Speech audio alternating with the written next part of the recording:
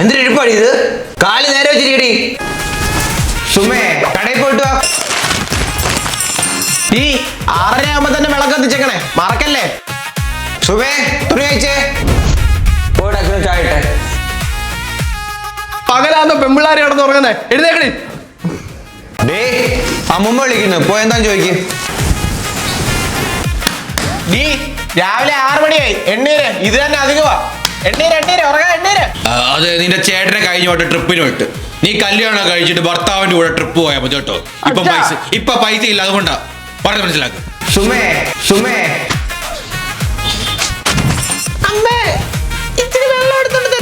വേണേ അടുക്കള പോയി കുടിയടി. എടി ചേച്ചിയുടെ കുഞ്ഞിനെ തൊട്ടിലിട്ടൊന്ന് ആട്ടിയേ. വേണ്ട വേണ്ട, രാത്രി 1 മണി ആയതേ ഉള്ളൂ. നീ എങ്ങനെ പോയാലും ഒരു 3 മണി വരെ ഇരുന്ന് പഠിച്ചിട്ട് ഉറങ്ങിയാൽ മതി. അമ്മ മീനില്ല. അത് പിന്നെ അച്ഛനും ചേട്ടനും കൊടുത്തപ്പോഴത്തേക്കും മീൻ തീർന്നു. നീ ആ ചാറ് വെച്ചും അഡ്ജസ്റ്റ് ചെയ്തേ. എന്തുവാ എന്താടി ഇവളെന്തോ ഇങ്ങനെ നടന്ന കരയുന്നേ? എടി കാര്യം പറയടി.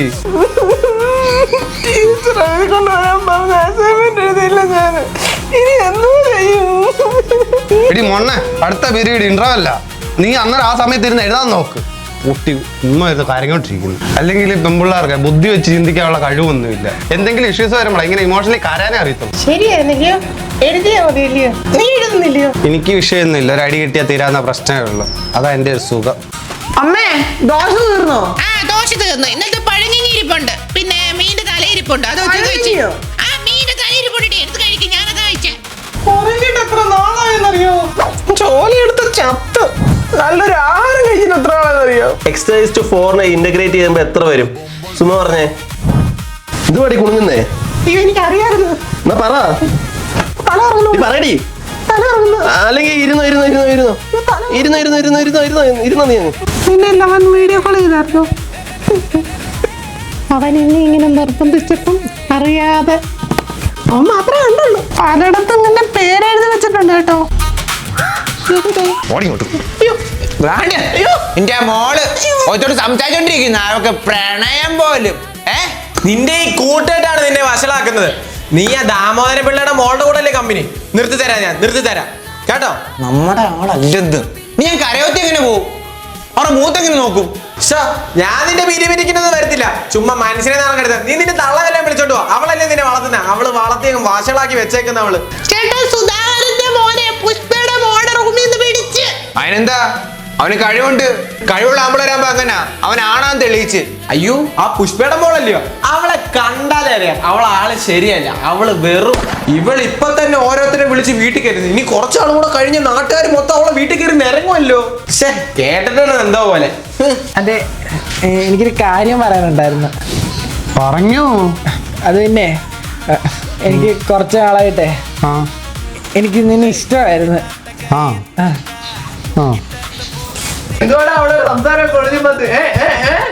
ഇങ്ങോട്ട് വന്ന് ഇഷ്ടമാന്ന് പറഞ്ഞ കോഴിയാ, കോഴിക്കുഞ്ഞ്. എന്നാലും നമ്മൾ എത്ര നാളിന് ശേഷം സ്കൂളിലല്ലേ അത് ഒന്നിച്ചു കൂടുന്നത് അല്ലേ? എന്താണ് ഡോർ അടച്ചിട്ടൊരു സംസാരം? അടച്ചിട്ടുള്ള സംസാരം ഒന്നും വേണ്ട കേട്ടോ. എടി പിന്നെ മാമന്റെ കൂട്ടുകാർ വന്നിട്ടുണ്ട്. ഒരു ചായ കൊടുക്കും കേട്ടോ. കൂട്ടുകാരുണ്ടല്ലോ, എല്ലാവരും സഹായിക്കും. സദ്യ ഒരുക്കാം.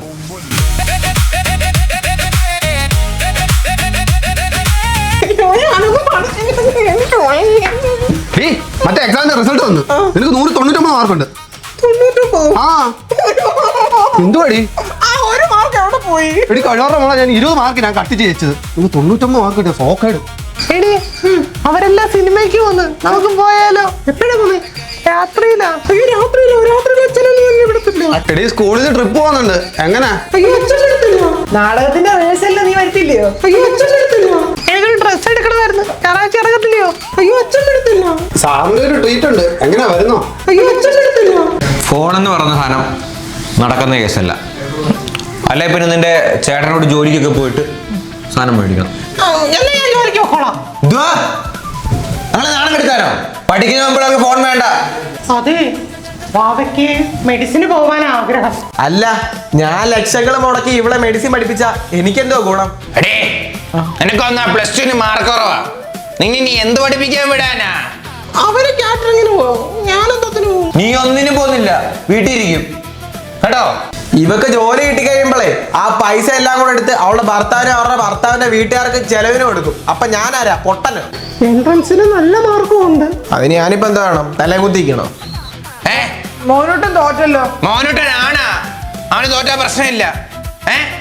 നിനക്ക് മാർക്കും ഇല്ല, പഠിക്കാൻ പോണെന്നു. നീ കെട്ടിച്ചെങ്ങാനും വിടാ, അത് നടക്കത്തുള്ളൂ. +2 മാർക്ക് മേടിച്ചാ കുറ്റം, മേടിച്ചില്ലേ കുറ്റം. നീ എന്തതിന് പോകാനടി? ഞാനിങ്ങനെ ഒരു കല്യാണം കഴിച്ചാലോ എന്ന് ഇങ്ങനെ ആലോചിക്കുന്നുണ്ട്. എടി സ്വാതന്ത്ര്യമൊന്നും കിട്ടത്തൊന്നുമില്ല. പിന്നെ ഇപ്പൊ ഏതാണ്ട് കിട്ടുന്ന പോലെ. അവള് പറയുന്നതിൽ കാര്യമുണ്ട്. പുതിയ വീടാകുമ്പോ കുറച്ചെങ്കിലും പരിഗണന കിട്ടുമല്ലോ. ചെറുക്കനങ്ങ് ഗൾഫിലാണേ, അതാകുമ്പോ വീട്ടിൽ നിന്ന് ഫോണിൽ കളിച്ചോണ്ടിരിക്കാം, കള്ളപ്പണി നടക്കുകയും ചെയ്യും. ഞാനിപ്പോഴൊന്നും ഇല്ല. ഇതൊക്കെ കേട്ടിട്ട് എനിക്ക് ഇവിടെ കെട്ടിയാലോ എന്നുള്ളൊരു ആലോചന യോ, അപ്പൊ നിങ്ങൾ എന്നോട് എന്നെ ഒറ്റയ്ക്കാക്കുവോ? ഓ, അല്ലെങ്കിൽ പിന്നെ നമ്മൾ രണ്ടുകൂടെ ഒരുമിച്ച് കെട്ടിപ്പിടിച്ചില്ലേ ഇവിടെ ഉറങ്ങുന്നേ? പോടി. വാവേ ചിന്നൂട്ടി, കെട്ടല്ലേടി കെട്ടല്ലേടി.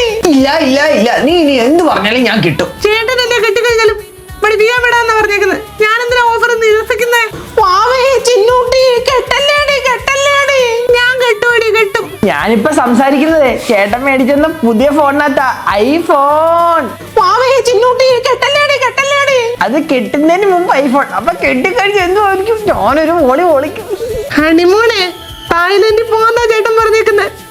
എടി നീ നിന്റെ വീടിന്റെ താഴത്തെ കണ്ടം മാത്രമല്ലേ കണ്ടിട്ടുള്ളൂ? ഞാനേ തായ്ലൻഡ് കാണാൻ പോവാ, വെച്ചിട്ട് പോടി. എടി അമ്മായിമ്മ ശരിയല്ലെങ്കിൽ നിന്റെ കാര്യം കട്ട പുകയാ. ഓ, അമ്മയില്ലാതെ എനിക്ക് അവന് ഈ അമ്മായിമ്മയുടെ ഒന്ന് പോകാൻ പറ. പാചകമൊന്നും അറിയത്തില്ലെങ്കിൽ അവിടെ ചെല്ലുമ്പോഴേ പുല്ല് വിലയായിരിക്കും. അതിനല്ലേ യൂട്യൂബ് നോക്കി ഞാൻ പഠിക്കുന്നേ. പിന്നെ മേരിയമ്മ ഉണ്ടല്ലോ, മേരിയമ്മ എല്ലാം പഠിപ്പിച്ചു തരും. എടി കല്യാണം ഉറപ്പിച്ചതിന് ശേഷം വീട്ടിൽ ഭയങ്കര പരിഗണനയാ. ഫുഡ്, ഡ്രസ്, പിന്നെ എനിക്ക് 20 പവൻ തരാന്ന് പറഞ്ഞു. അതാടി എനിക്ക് 40 പവന് ഒരു മാരുതി കാർ അച്ഛൻ പറഞ്ഞേക്കുന്നത്. ഇത്ര സ്നേഹം ഉണ്ടായിരുന്നു അങ്ങേർക്ക് എന്നോട്. അല്ല നിനക്കോ? നിന്റെ കാര്യം എന്തുവായി? ഓ, എന്താ പറയാനാടി, ഞാൻ നഴ്സിംഗിന് പഠിക്കും ഇപ്പം ബാംഗ്ലൂര്. ലോകവാ. ഞാൻ പറഞ്ഞിട്ടെ, നീ അവിടെ നിന്ന് തെലുങ്കിനെ കിട്ടിയ സുഖമായിട്ട് ജീവിക്കും. മോളെ എത്ര നാളായി വിളിച്ചിട്ട്? ഞാനേ ഇവിടെ ഒരു കാര്യം കണ്ട്, അതോർത്തപ്പം അച്ഛനെ അങ്ങ് വിളിച്ചതാ. അച്ഛാ, എന്റെ നല്ലതിന് വേണ്ടി 18-ാം വയസ്സ് എന്നെ കെട്ടിച്ചല്ലയോ നല്ല അച്ഛൻ. അച്ഛാ നല്ല കൂട്ടരാ, ചെറുക്കനെ എനിക്ക് ഇഷ്ടപ്പെട്ട്. ഓ, 6ാമത്തെ കല്യാണമൊന്നും അവർക്കൊന്നും കുഴപ്പമൊന്നുമില്ലെന്ന് ഞാൻ ചോദിച്ചു. ആണോ? എടി ഈ വർഷമെങ്കിലും കല്യാണം കഴിക്കാൻ നിനക്ക് പ്ലാൻ ഉണ്ടോടി? അത് ഒരു പ്ലാനും ഇല്ല അച്ഛാ. അച്ഛനെങ്ങനെ സുഖമാണോ? വൃദ്ധസദനത്തിൽ കൊണ്ടിട്ട് കഴിഞ്ഞാൽ നല്ല സുഖമല്ലേ മോളെ? നിങ്ങളുടെ തൊഴിലിന് നിങ്ങളെ ചാണകക്കുഴിയിലാ കൊണ്ടിട്ടുണ്ടേ.